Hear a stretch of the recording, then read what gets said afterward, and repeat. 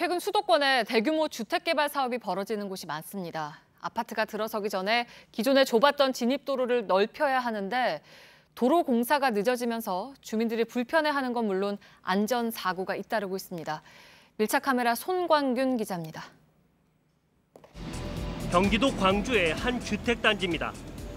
어디까지 공사장이고 어디부터 도로인지 구별이 안 될 정도로 혼잡합니다.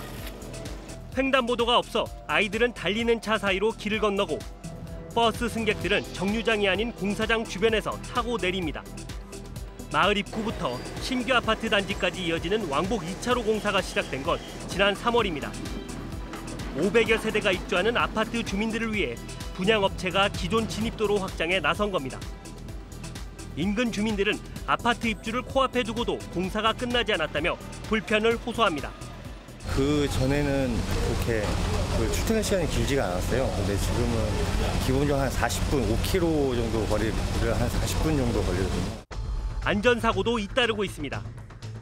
지난 12일 아파트 맞은편 창고에 발생한 화재 사고가 대표적입니다. 교통난이 심각해지면서 더 큰 문제로도 이어지는데요. 제 뒤에 서 있는 이 창고 건물은 2주 전에 불이 났지만 소방차가 진입에 어려움을 겪으면서 피해가 커졌습니다.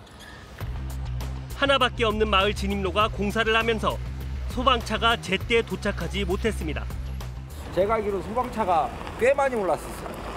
근데 한참 걸린 것 같아요. 올라올 수가 없죠. 지난달에는 폭우로 공사 중인 도로가 침수됐습니다. 이 사고로 도로를 지나가던 승용차가 고립된 사고도 발생했습니다.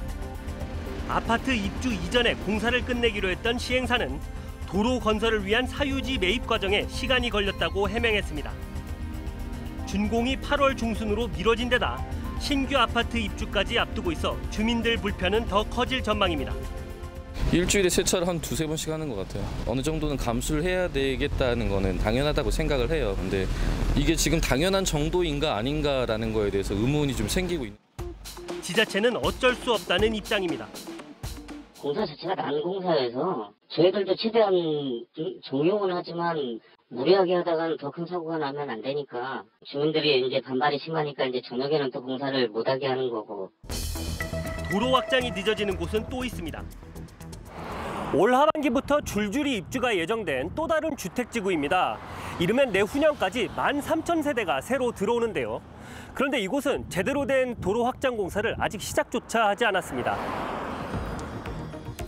올 하반기부터 신축 아파트들이 새 주인을 맞이하지만 단지까지 들어오는 왕복 4차로 확장 공사는 내년 3월에야 시작됩니다. 본격 공사가 시작되지도 않았지만 인근 주민들은 교통난을 호소합니다. 상식으로 아파트가 내년이 입주인데 내년 입주까지는 이걸 해야 할 거 아니에요. 이 우리 동네에서 이렇게 오야하는데 30분, 1시간씩 맥히니까. 아파트를 지으며 인근 기반 시설 공사를 미루는 업체들에게 책임을 부과해야 한다는 목소리도 커지고 있습니다. 아파트 들어선다니까 드디어 광주도 개발이 시작되는구나. 입주민들 반발이, 여기 지역 주민들 반발이 너무 심해서 공사가 중단도 많이 되고. 대규모 아파트 단지들이 입주를 시작하면 도로 공사는 더 지체될 전망입니다.